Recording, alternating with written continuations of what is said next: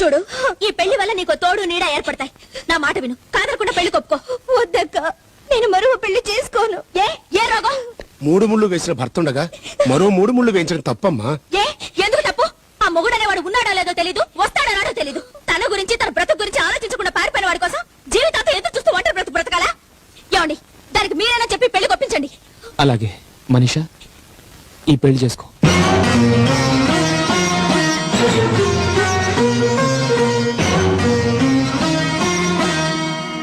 వద్దులే, చేసుకోవద్దు. ఎందుకు చేసుకోవద్దు? ఒకసారి పెళ్ళైన పిల్లకి రెండోసారి పెళ్ళంటే తప్ప. భార్య చేస్తే మగాడు రెండో రోజు రెండో పెళ్లి చేసుకుంటున్నాడు. తనెందుకు చేసుకోకూడదు? దాన్ని కట్టుకున్నవాడు బతికే ఉన్నాడు కాబట్టి. అలాంటి వాడు బతుకున్న ఒకటే, చచ్చిన ఒకటే. అంత మాట అనుకు. ఆయన దేవుడు, ఏడో దేవుడు, ప్రత్యక్షమవుడే అవుతాడులే. అయినా తనకి బాధ నీకెందుకు? తను ఒంటరిగా ఇంట్లో ఉంటే నాకు బాధగానే ఉంటుంది. మనీషాకి పెళ్లి జరగాలి, అత్తారింటికి వెళ్ళాలి. తను ఎక్కడికి